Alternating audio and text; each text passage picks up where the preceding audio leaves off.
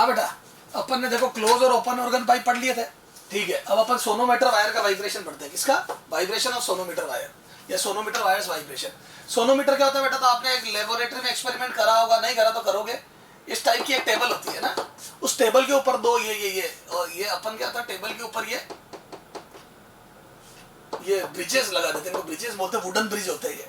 और एक वायर यहाँ से खींचा होता है, ये वायर ये यहाँ से क्लेम्ड होता है, ये देखो ये यहाँ से वायर देखो इस टाइप से, ये यहाँ वायर बंधा होता है, ये वायर ऊपर से ब्रिजेस के ऊपर से जाता है और यहाँ पे एक वेट लटका हुआ होता है, ये एम मास लटका हुआ है। मैं बोलता हूँ रस्सी में टेंशन होगी टी और वो भी एम जी, तो यहाँ से एम जी वेट लटका हुआ है, तो इस पूरी रस्सी में टेंशन होगी टी जो कि एम जी के बराबर होगी, ठीक है। तो ये रस्सी टाइट होगी, है ना, इसके अंदर टेंशन होगी एम जी, ठीक है।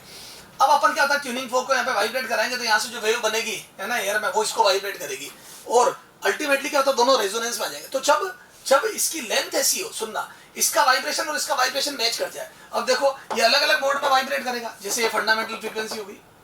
अब इसकी फंडामेंटल फ्रीक्वेंसी अपन निकाल सकते हैं कैसे? तो फंडामेंटल फ्रीक्वेंसी का वाइब्रेशन निकाल लेंगे क्या, तो इसकी फंडामेंटल फ्रीक्वेंसी आ जाएगी v/2l।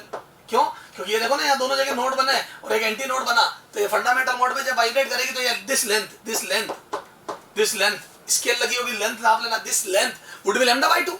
तो यहाँ से लैम्डा बराबर 2l आ गया। करा था ना यार, ओपन ऑर्गन पाइप में यही तो होता था, ओपन ऑर्गन पाइप में यही तो होता था, याद है? ये एंटी नोड और ये नोड, यहाँ दो नोड एक एंटी नोड, यहाँ दो एंटी नोड है, तो कोई बात नहीं है, λ/2 होता है। तो वहां पे भी l λ/2 के बराबर थी, यहाँ पे भी लेंथ λ/2 के बराबर है, तो यहाँ से लैम्डा आ गया। ये देखो ना, v/λ होता ना, न्यू बराबर v/λ और लैम्डा की वैल्यू रखी 2l।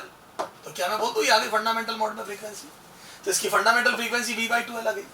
तो ये फंडामेंटल मोड में वाइब्रेट करेगा, v/2l इसकी फ्रीक्वेंसी हुई। क्लियर है? अगर ये दोनों मैच कर गई, जैसे फॉर एग्जांपल इसकी 500 हर्ट्ज और इसकी भी 500 हर्ट्ज हो गई, तो हम लोग रेजोनेंस में होगी, और रेजोनेंस में एम्पलीट्यूड बहुत तगड़ा होता है वेव का, याद है? जब इसकी वेव बनी हुई नीचे जा रही होगी, ये भी नीचे, ये ऊपर, ये तो एम्पलीट्यूड बढ़ता जाता है। एक तरीके से कंस्ट्रक्टिव इंटरफेरेंस टाइप की बात हो जाती है। तो इसको एनर्जी, तो इसका जब वाइब्रेशन का ये एम्पलीट्यूड जबरदस्त बढ़ता जाएगा, और एम्पलीट्यूड जब बहुत ज्यादा हो जाता है, तो ये राइडर उछल के नीचे गिर जाता है। तो यहाँ पे कागज, राइडर मतलब कागज फंसाया होता है इस तार पे, तो जैसे ही दोनों रेजोनेंस में और इसको आगे पीछे करते हैं, तो इसकी लेंथ को वेरी कर करके हम देखते हैं कि कब कौन सी ऐसी लेंथ लूं जब ये फ्रीक्वेंसी इससे मैच कर जाए। क्लियर है? अब देखो इसमें भी देखो, जैसे जैसे लेंथ बढ़ाएंगे, वैसे वैसे फ्रीक्वेंसी घटेगी। तो आप जब इधर ले जा रहे हो तो इसकी फ्रीक्वेंसी वायर की घट रही है, और मान लो इसकी 600 हर्ट्ज है और अभी आ रही 800 हर्ट्ज मान लो, तो आप इधर ले जाओ तो इसकी फ्रीक्वेंसी घटते घटते जब दोनों मैच कर जाएगी, और जैसे ही दोनों मैच करेंगे रेजोनेंस में, ये बहुत तेज वाइब्रेशन होगा और ये राइडर उछल के बाहर गिर जाएगा। अरे अपन ने पढ़ा था ना डैम्ड फोर्थ ऑसिलेशन, तो फोर्थ ऑसिलेशन में आया था, रेजोनेंस की कंडीशन पड़ी थी। एक तरीके से इसकी वजह से इसका फोर्थ ऑसिलेशन है। जब रेजोनेंस में होंगे तो एम्पलीट्यूड मैक्सिमम होगा, ये उछल के नीचे गिर जाएगा। तो ये राइडर उछल के तब गिर जाता जब दोनों की फ्रीक्वेंसी मैच कर जाती है।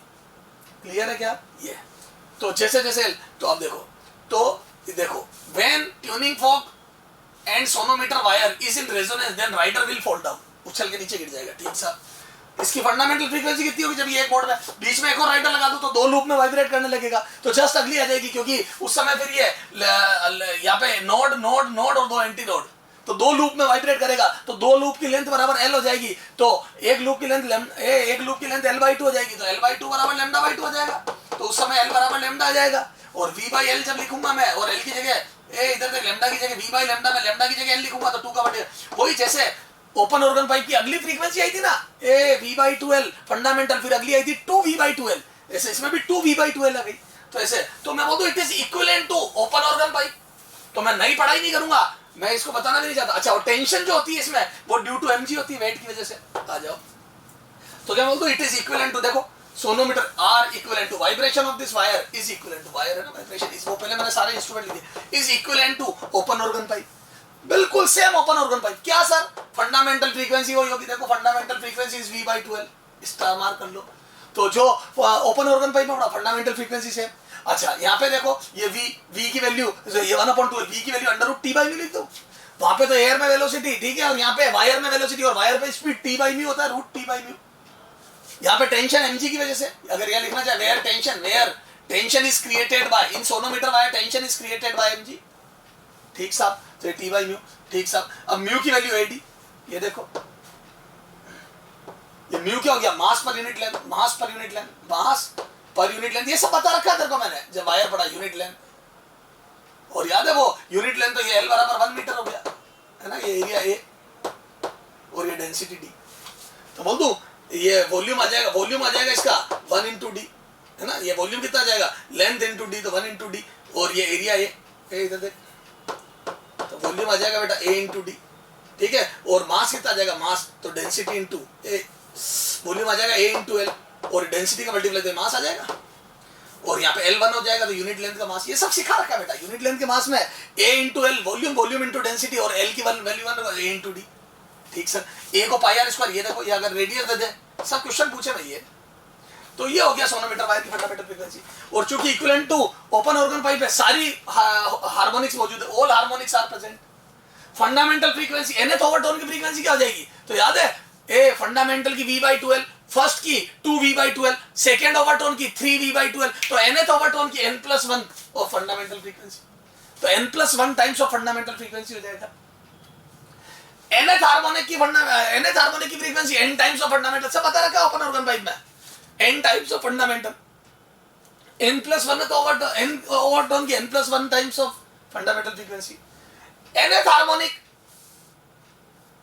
में vibration of wire will be in n loop, जो हार्मोनिक उतने लूप। ये देख सोनोमीटर वायर में ये फंडामेंटल फ्रीक्वेंसी हो गई, जिसको आप फर्स्ट हार्मोनिक या फर्स्ट हार्मोनिक, याद है बेसिक को फर्स्ट हार्मोनिक बोलते हैं ना अपन, ये फंडामेंटल फ्रीक्वेंसी। तो ये एक लूप में वाइब्रेट कर रही है। फिर अगला देखो ये आएगा, ये अगला है ना, एक राइटर नोट लगा दिया, तो मैं बोल दूं दिस इज सेकेंड हार्मोनिक। सारे हार्मोनिक प्रेजेंट होते हैं सेकेंड हार्मोनिक या फर्स्ट ओवरटोन।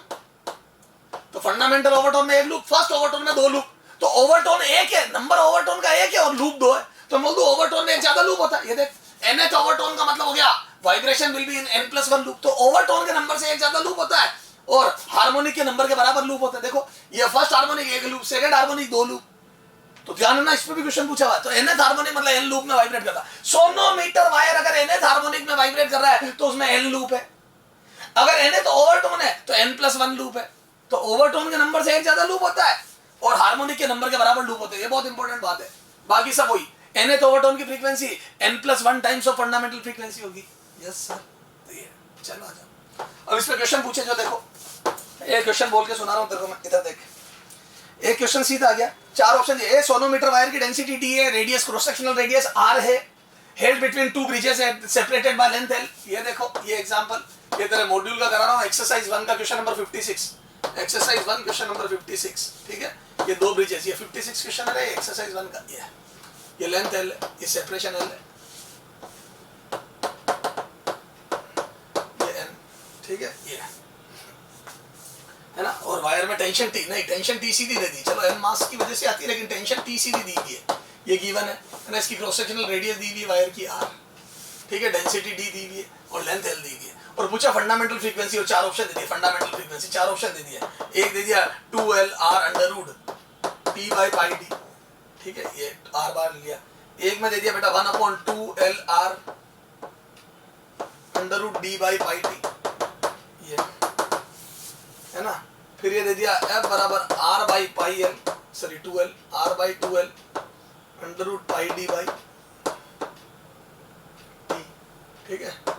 फिर एक दे दिया F बराबर 1/2L d/t, ये 4 ऑप्शन दे दिए। क्लियर है। तो क्या मैं बोल दूं, ए अपन ने फॉर्मूला पढ़ा था, नीचे पाई r स्क्वायर डी आया था, याद आया, T/AD, तो r स्क्वायर बाहर ले लूंगा तो एक r आ जाएगा और 1/2L आंसर। ए बेटा मैं तो सिर्फ है ना, तो फार्मूला बेस्ड क्वेश्चन था, तो ये तो मैंने वही करा दिया तेरे को बेसिक में। और देख ये इधर देख, अगले ने पूछा है कि ये देखो एक सोनोमीटर वायर, एग्जांपल 59, एक सोनोमीटर वायर है जिसमें 1 किलो का मास सस्पेंडेड है। ठीक साहब, ये सोनोमीटर वायर, ये लो ये डायग्राम, ये यहाँ खींचा हुआ है ना, 1 किलो का मास सस्पेंडेड है, ये बन गया जी, ठीक है। ये और ये ट्यूनिंग फोक के साथ रेजोनेंस में, ये ट्यूनिंग फोक, तो 1 किलो का मास सस्पेंडेड है, ये ट्यूनिंग फोक के साथ रेजोनेंस में है। और इस पूरे सेटअप को है ना, ठीक साहब, एक ट्यूनिंग फोक के साथ इस पूरे सेटअप को मून पे ले गए। कहां पे लेके गए? मून पे। तो कितना मास लटकाऊं, तो ये m की वैल्यू क्या हो जाएगी, ये m की वैल्यू, ये m की वैल्यू क्या हो जाए कि फिर से उसी ट्यूनिंग फोक के साथ है कि will be resonance, है ना, wire will be in resonance, wire will be in resonance, resonance with same tuning fork, resonance with same tuning fork, with same tuning fork, same tuning fork, उसी tuning fork के साथ वापस resonance में आ जाए, है ना ये वायर, ठीक है, with same tuning fork। तो मून पे ले गए। अब यार एक बात बता, तो पहले इसकी फ्रीक्वेंसी, तो ट्यूनिंग फोक की जो फ्रीक्वेंसी है एफ, वो मैच कर रही थी किसके साथ, 1/2L, लेंथ वो की वही √T TMG बाई, और जो भी इसका पाई आर स्क्वायर डी एडी या म्यू करते हैं मास बने, पहले ये मैच करी थी इक्वेशन 1। अब अपन वहां मून पे चलेगा तो फ्रीक्वेंसी ट्यूनिंग फोक की तो वही रही, और मून पे चलेगा लेंथ डायमेंशन सारी वही रहेगी, लेकिन ये एम नया एम डैश आ गया जी अपॉन म्यू। तो वायर की या डायमेंशन वगैरह सब वही रही, सिर्फ आपने मास चेंज कर दिया। मून पर मास से बदलना पड़ेगा, क्यों? क्योंकि जी बदल गया, तो जी मून का आ गया, मून, ये जी अर्थ का आया। तो क्या मैं बोल दूं अर्थ का जी ज्यादा होने से यहाँ पे वेट ज्यादा है, तो मून पर जी कम हो गया, तो मेरे को एम भी कम, जी कम हो गया, ग्रेविटी कम हो गया, तो मास बढ़ाना पड़ेगा, तभी तो टेंशन सेम क्रिएट होगी, क्योंकि फंडामेंटल फ्रीक्वेंसी इससे मैच करना, तो टेंशन जो ट्यूनिंग फोक की थी वही है, तो ये टेंशन सॉरी ये फ्रीक्वेंसी मैच करनी है, तो पहले जो अर्थ पे फ्रीक्वेंसी ट्यूनिंग फोक की थी और इसकी थी वही फ्रीक्वेंसी मैच करवानी है। तो क्या मैं बोल दूं जी कम हुआ तो मास बढ़ा, ताकि वेट सेम रहे और टेंशन सेम आए, क्योंकि बाकी पैरामीटर सेम है तो टेंशन सेम रखेगा तो फ्रीक्वेंसी सेम रहेगी भैया। ठीक सर, इक्वेशन 2 डिवाइड कर दो, इक्वेशन 2 डिवाइड बाय 1, या चलो दोनों को इक्वेट कर दो, equation B equation from equation 1 and 2, from equation 1 and 2 करो। तो यहां से मैं बोल दूं पहले थी ए अर्थ पे थी upon m at earth 1 kg था ना, चलो बाद में रखेंगे, m at earth into g at earth upon mu, और मून पे थी 1/2L, ये डायमेंशन वो की वही m है ना into g eight moon upon ये m डैश कर जो नया मास निकालना अपॉन म्यू, ये इनटू म्यू, बोल दूं म्यू गया 2L गया, यहां से आ जाओ, तो यहां से मैं बोल दूं m dash is equal to m into g earth upon g moon, follow. तो यहां से m है 1 kg और g अर्थ कितना हो गया बेटा, तो g अर्थ जो भी था g मून इसका बाई 6 है, g अर्थ बाई 6 होता मून, तो यहां से ये कट गया तो 6 ऊपर आ गया 6 किलो। बेटा इतनी रामायण गाने की जरूरत ही नहीं है, लॉजिकली सोच ले कि मून पर जाके ग्रेविटी 1/6 हो गई तो मास 6 गुना कर दे, खत्म, ताकि टेंशन वही रहे, खत्म। तो सोनोमीटर वायर के वाइब्रेशन में फंडामेंटल फ्रीक्वेंसी में टेंशन ऊपर आती है, टेंशन सेम रख ताकि फ्रीक्वेंसी की सेम रहे, और टेंशन सेम रखने के लिए अगर जी घट गया तो टेंशन वो मास बढ़ा दे। ठीक सर, हाँ बेटा, तो अपन ने सोनोमीटर की वायर बात कर ली, sonometer wire is same as open organ pipe, सारे रिजल्ट वही, क्या फंडामेंटल फ्रीक्वेंसी V/2L, सारे हार्मोनिक्स मौजूद है, 1:2:3 हार्मोनिक का रेशियो, ठीक है, फंडा nth ओवरटोन बराबर n+1 times of fundamental frequency, है ना, nth हार्मोनिक मतलब n times of fundamental frequency, और अपन ने देखा जितने लूप उतना हार्मोनिक, जैसे फिफ्थ हार्मोनिक 5 लूप में वाइब्रेट करेगी, फिफ्थ ओवरटोन तो याद है फिफ्थ ओवरटोन तो ओवरटोन में एक ज्यादा, फिफ्थ ओवरटोन मतलब 6 लूप में वाइब्रेट करेगी, तो number of loop is very important. ठीक है, अच्छा, सोनोमीटर वायर में जो टेंशन क्रिएट होती है वो ड्यू टू वेट होती है, तो याद है मून पे लेके गए थे, तो मून पे मैं बोल दूं कि अगर मून पे ग्रेविटी 6/6 हो गई तो वेट में मास को 6 गुना करना पड़ेगा, तब सेम टेंशन प्रोड्यूस होगी। ठीक है, फिर सारी बात समझ में, राइडर कब उछल के गिरता जब फ्रीक्वेंसी मैच करती। ओके सर, अब आ जाओ, if n1 n2 and n3, अब देखो, if n1 n2 and n3 are the fundamental frequency of 3 segment into which a string is divided, sonometer wire की बात चल रही है, of sonometer wire, then the original fundamental frequency is n of the string is given by, ठीक है, और चारों option जो है वो ऐसे दिए, मैं इसमें ऑप्शन में लिख देता हूँ, ठीक है, is given by a, जैसे 1/n equal to 1/n1 plus 1/n2 plus 1/n3, ठीक है, b दिया हुआ है 1/√n is equal to 1/√n1 plus 1/√n2 plus 1/√n3, c दिया है बेटा n is equal to n1 plus n2 plus n3, और d दिया है बेटा √n is equal to √n1 plus √n2 plus √n3, ठीक है, इस टाइप से। क्लियर है क्या सर, समझ में आ गई? ठीक है, तो अभी आ जाओ, तो यहाँ से आ जाओ, तो सॉल्यूशन, तो क्या मैं बोल दूँ, जैसे ये L लेंथ का वायर है, ठीक है, ये सोनोमीटर वायर, ठीक साहब, तो इसकी ओरिजिनल फंडामेंटल फ्रीक्वेंसी L ले ली, तो n बराबर कितना लिखूंगा, V/2L, दिस एम्प्लाई L बराबर V/2n लिख दो, इक्वेशन 1। सर ये L क्यों लिखा, क्योंकि मैं जब सेगमेंट में डिवाइड करूंगा तो मेरे को सेगमेंट की लेंथ का total would be L, A divide करो, तो मैं बोल दूं अब यहाँ पे 3 सेगमेंट में डिवाइड कर दिया, ये 1, ये 2, ये 3, ये समझ लियो, ये फर्स्ट सेगमेंट, ये सेकंड सेगमेंट और ये थर्ड सेगमेंट, है ना, ये लेंथ को L1 बोल दी, ये L2 बोल दी और ये L3 बोल दी, और ये पूरी L, तो मैं बोल दूं L would be L1 plus L2 plus L3, yes sir, तो आ जाओ, कितना आ जाएगा बेटा, तो ये अब ऐसे n1 बराबर कितना आ जाएगा, V/2L1 दिस एम्प्लाइज L1 बराबर V अपॉन 2N1, ठीक है। ऐसे ही N2 बराबर बेटा V upon 2L2, this implies L2 बराबर V अपॉन 2N2, ठीक है। ये ऐसे ही N3 is equal to V upon 2L3, this implies L3 equal to V upon 2N3, equation 4, ठीक है। तो यहाँ से आ जाओ, तो यहाँ से बोल दूं ए इधर देख, और अपने को पता लेंथ का टोटल वही रहेगा, ए यहाँ से लेंथ निकाल दी सारी, और L बराबर L1 plus L2 plus L3 रहेगी, लेंथ विल बी सेम।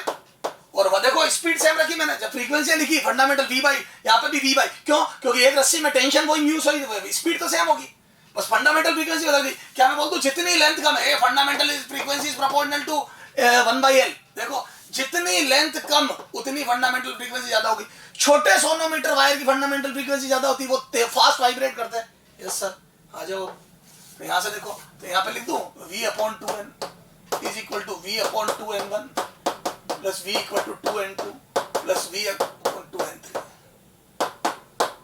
तो यहाँ से कितना जाएगा 1/N is equal to 1/N1 plus 1/N2 plus 1/N3। This is the relation, ठीक सर।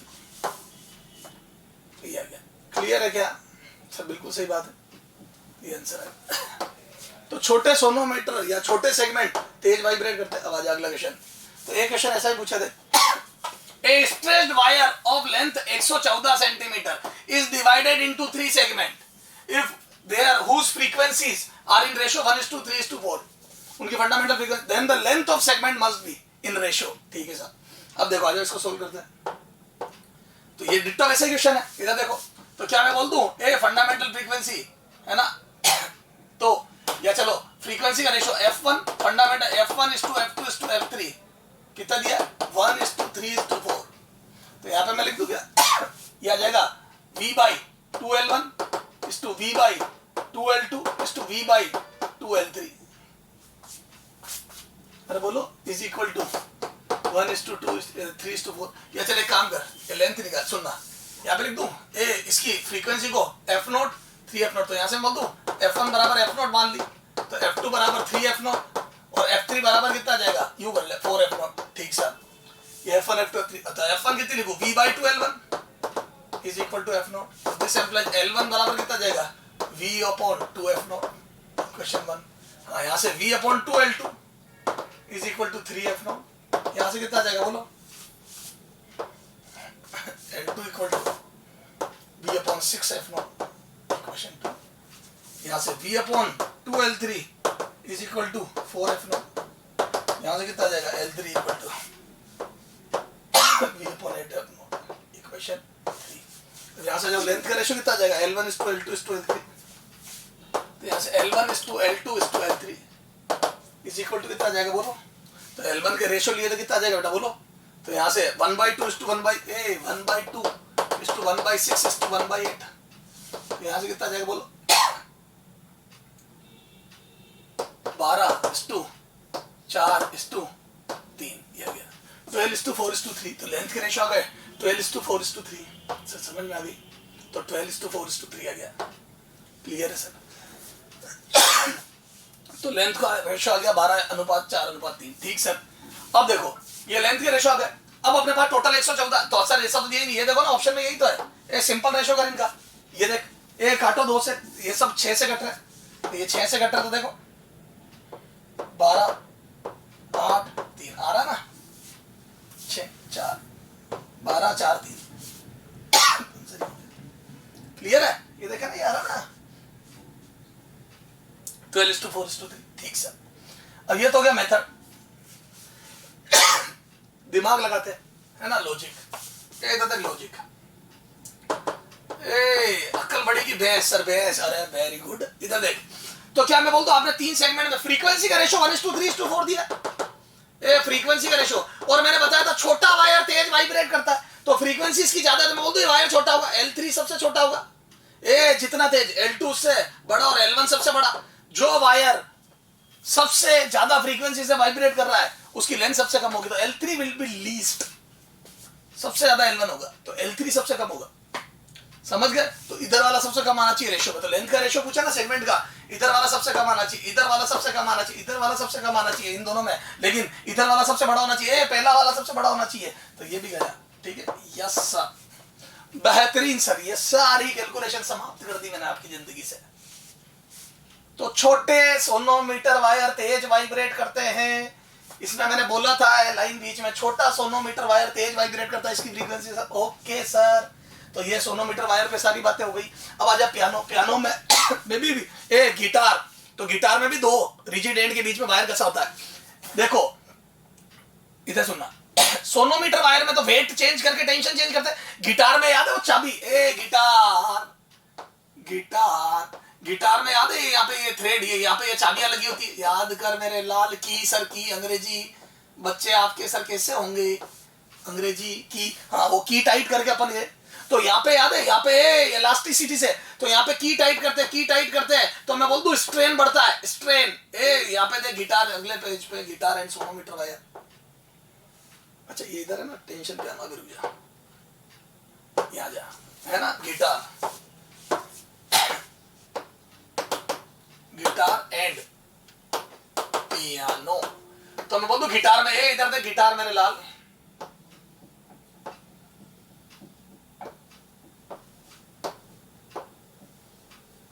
हाँ तो ये गिटार में जो तार होते हैं ना बेटा, ये यहाँ चाबियां होती है, यहाँ बंदे होते हैं। तो ये जो गिटार है ना, ये चाबियां टाइट करते हैं, ठीक है। तो क्या मैं बोल दूं, इधर देख, जैसे चाबी टाइट करता हूं तो स्ट्रेन बढ़ता है ना, जैसे चाबी टाइट करने पर, चाबी टाइट करने पर स्ट्रेन बढ़ता है, स्ट्रेन बढ़ता है तो stress upon strain, young modulus. तो मैं बोल दूं स्ट्रेस बढ़ता है, स्ट्रेस इंक्रीज होता है, क्यों? क्योंकि स्ट्रेस बराबर क्या होता है, y इंटू स्ट्रेन। ये तो जैसे जैसे स्ट्रेन बढ़ेगा स्ट्रेस बढ़ेगा, स्ट्रेस बढ़ेगा मैं बोल दूं टेंशन बढ़ेगी, टेंशन बढ़ेगी और टेंशन बढ़ेगी तो मैं बोल दूं फ्रीक्वेंसी m बराबर v/12, फंडामेंटल फ्रीक्वेंसी v/12। तो क्या मैं बोल दूं ये, या यूं लिख दो 1/12 टेंशन अपॉन म्यू। तो क्या मैं बोल दूं टेंशन बढ़ेगी तो फंडामेंटल, जैसे ही टेंशन बढ़ेगी फंडामेंटल फ्रीक्वेंसी बढ़ेगी। तो चाबी टाइट करने पे स्ट्रेन बढ़ता है, स्ट्रेन से स्ट्रेस बढ़ता है, स्ट्रेस से टेंशन बढ़ती है, टेंशन बढ़ती है तो फंडामेंटल फ्रीक्वेंसी बढ़ती है, तो तेज वाइब्रेट करता है। सही बात है, गिटार के तार को जितना टाइट करोगे उतना फास्ट वाइब्रेट करेगा। क्लियर है सर? ठीक है। अब देखो, अब देखिए क्वेश्चन है इसमें, ठीक है ना, ये उतना तेज वाइब्रेट करेगा, ठीक है बेटा। तो बस बाकी वही सारी बातें वही, ए और and same as guitar piano, both are same as, वही रिजल्ट आ रहे, same as open organ pipe. बिल्कुल ओपन ऑर्गन पाइप, क्या सर? ऑर्गन पाइप, सारे हार्मोनिक्स मौजूद है ऑर्गन पाइप, सारे हार्मोनिक फंडामेंटल भी वही v/12, समझ गए? nth ओवरटोन की frequency n times of fundamental. अरे यस सर, ठीक है। एक पियानो में एक लैंग्वेज और एक्स्ट्रा भी वो बताऊंगा, पहले मैं इस पे क्वेश्चन करा देता हूँ। वो स्ट्रेन वाला देख सर ना, ढूंढना पड़ता है क्वेश्चन, ऐसे नहीं मिलता है।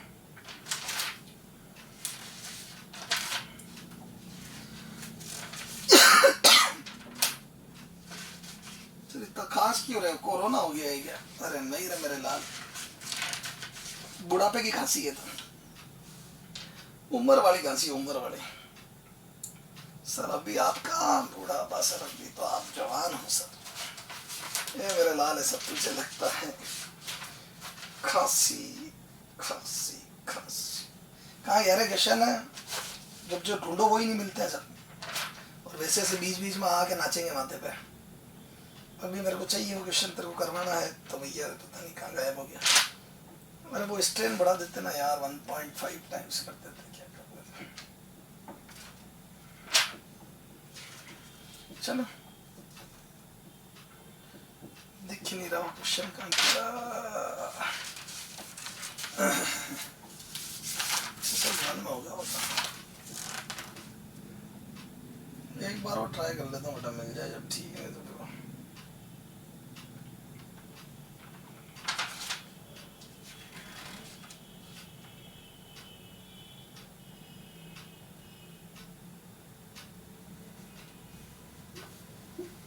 हाँ एक क्वेश्चन इधर सोनोमीटर वायर में लिया, लेंथ ऑफ सोनोमीटर वायर इधर 95 सेंटीमीटर और 100 centimetre, in both case it produces 4 beats, है ना, विथ ट्यूनिंग फोक, है ना, then frequency of tuning fork is क्या, तो सोनोमीटर वायर की लेंथ पिक्चर 95 और 100 दोनों में से कोई भी हो, चलिए क्वेश्चन ये भी कर लेते हैं, सोनोमीटर वायर पर आया है तो ठीक है, बात हो गई था।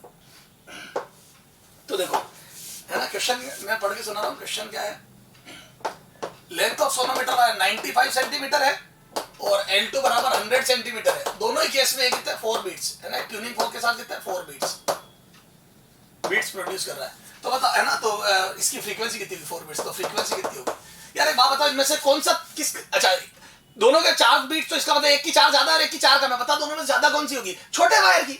तो क्या मैं बोल दूं ए इनकी फंडामेंटल, तो V/2 L1 minus V/2 L2, ए 2 4 ज्यादा, तो मैं बोल दूं दिस वुड बी F+4, इसी में सॉल्यूशन कर रहा हूं, और दिस इज F-4, तो क्या मैं बोल दूं दोनों में 8 का डिफरेंस आ जाएगा, दिस इज इक्वल टू 8, अरे बोलो, तो V प्लस ये, अब यहां से देखो तो ये इक्वेशन हो गया, तो V प्लस, और मेरे को इसकी फ्रीक्वेंसी निकालनी, किसकी निकालनी है, इसकी, तो क्या मैं बोल दूं ये आ जाएगा फंडामेंटल ये, तो ये आ जाएगा V/2 L1 minus 4 is equal to F।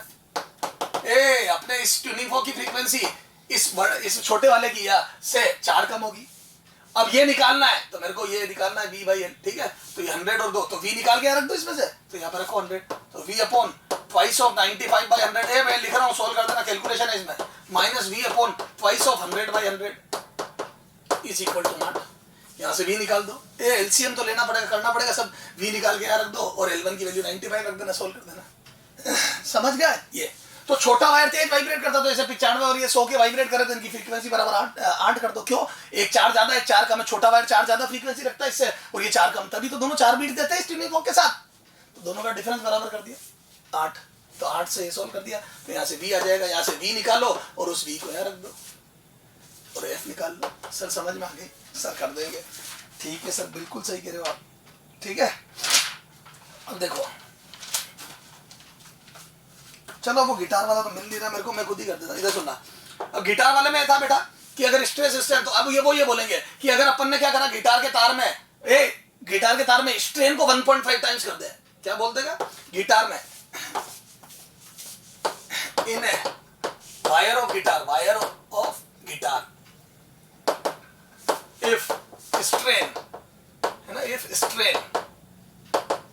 Strain is increased up to 1.5 times, up to 1.5 times है ना, then fundamental frequency will be A,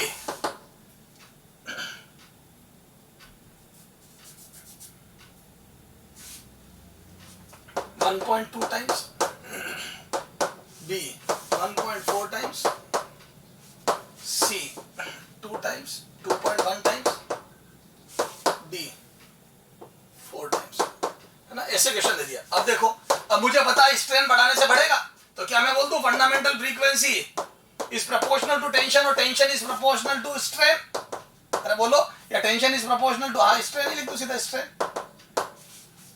अरे बोले ना यार, है ना, fundamental frequency is proportional to root tension and root tension is proportional to root strain, क्यों, क्योंकि tension is proportional to strain, अरे बोले ना, जितना स्ट्रेन ज्यादा होगा उतना स्ट्रेस ज्यादा होगा, जितना स्ट्रेस ज्यादा होगा उतना टेंशन ज्यादा होगी, सब समझा दिया। तो ये, तो क्या मैं बोलूं नई फंडामेंटल फ्रीक्वेंसी F' पुरानी फंडामेंटल फ्रीक्वेंसी, तो नई टेंशन अपन पुरानी टेंशन, सर टेंशन ही टेंशन जिंदगी में, यस सर, तो यहाँ जाओ, नई टेंशन कितनी हो गई, तो क्या मैं बोल दूं ये बिल्कुल प्रोपोर्शनल, तो स्ट्रेन को बढ़ा के 1.5 टाइम्स कर दिया, तो टेंशन भी बढ़ के 1.5 टाइम्स हो जाएगी, तो यहाँ से 1.5 डिवाइड बाय T से T गया इंटू F, ये आ गया T से T गया, ये बोले ना 1.5 टाइम्स स्ट्रेन बढ़ा दो, हाँ ओके सर, तो यहाँ से आ गया 1.5 का रूट, और 1.5 का रूट कितना, लगभग 1.21 होगा, करो देखो 1.2 इंटू 1.2 कितना था,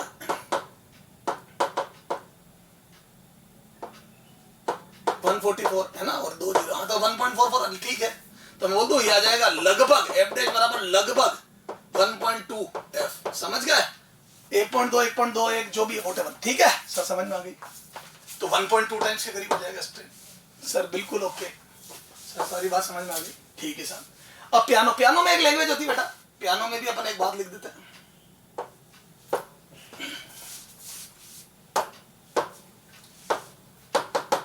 इन पियानो, ठीक है, पियानो कुछ language 1 octave higher, octave higher, octave lower, one octave higher, one octave higher, one octave higher means है ना, यूं लिख दो 1 octave higher, ये लैंग्वेज मीन्स डबल फ्रीक्वेंसी है ना, डबल फ्रीक्वेंसी, ये डबल फ्रीक्वेंसी, ठीक है। 1 octave lower, 1 octave lower means half frequency, half frequency। तो 1 octave higher means डबल हो जाएगी फ्रीक्वेंसी, एंड 1 octave lower मतलब हाफ फ्रीक्वेंसी। अब कभी 2 octave 3 octave तो डबल डबल 4 गुना, समझ गए, बस करते जाना। 2 octave higher 4 गुना, 3 octave higher 8 गुना, कर लोगे क्या, तो सर समझ में आ गई। तो ये octave higher octave lower वाली लैंग्वेज बहुत काम में लेते हैं। एक क्वेश्चन बता देता हूँ, ये देखो, ठीक है, एक ही क्वेश्चन करेंगे पियानो पे। तो पियानो भी वही सेम एज क्या, हाँ, तो the tension in piano is 16 kg weight. What must be change in tension so as to produce one octave, a tone n octave lower, n octave lower, एक octave lower। तो मैं बोल दूं इस line का मीनिंग क्या हुआ, एक octave lower, आधी फ्रीक्वेंसी, आधी frequency, half frequency, half frequency, तो फ्रीक्वेंसी आधी हो जाएगी। ओके सर, ठीक है, अब आ जा, तो फ्रीक्वेंसी आधी करेंगे, ठीक सर। तो 16 kg वेट था, तो टेंशन कितनी की, 1 octave लोअर फ्रीक्वेंसी, ठीक साहब। तो क्या मैं बोल दूं, इधर देख है ना, तो पहले 16 kg वेट था, तो मैं बोल दूं frequency is proportional to √t, ए बायोलॉजी, तो 1/12 √t/μ। ओके सर, तो यहां से मैं बोल दूं नई फ्रीक्वेंसी अपॉन पुरानी फ्रीक्वेंसी इज इक्वल टू नई टेंशन अपॉन पुरानी टेंशन। जिंदगी में टेंशन ही टेंशन अपॉन ये पुरानी फ्रीक्वेंसी है ना, तो ये बोल दो नई frequency would be half, 1 octave lower, 1 octave lower, 1 octave lower, octave lower, lower, इसलिए आधी लिखी है, ध्यान रखना, 1 octave lower is equal to, तो बोल दो नई टेंशन अपॉन पुरानी टेंशन, है ना, ये 16 kg वेट है टेंशन। चलो बाद में लिखूंगा लास्ट में, तो यहाँ से बोल दो 1/2 अगर स्क्वायर करूंगा तो t डैश बराबर t/4, सही बात है, टेंशन 1/4 करूंगा तभी तो फ्रीक्वेंसी आधी होगी, तो मैं बोल दूं दिस t डैश बराबर, तो 60 kg वेट डिवाइड बाय 4, तो मैं बोल दूं 4 kg वेट आ जाएगा, divide by 4 is equal to 4 kg weight, 4 kg weight. पर अब आ जाए इधर, तो बच्चा क्या जल्दी जल्दी में टिक करके जाता, गलत है, क्यों, चेंज पूछा, change in tension, change in tension, ये बहुत कॉमन मिस्टेक है, बच्चा टेंशन टिक करिए था 4 kg weight, change in tension, तो मैं बोल दूं चेंज इन टेंशन,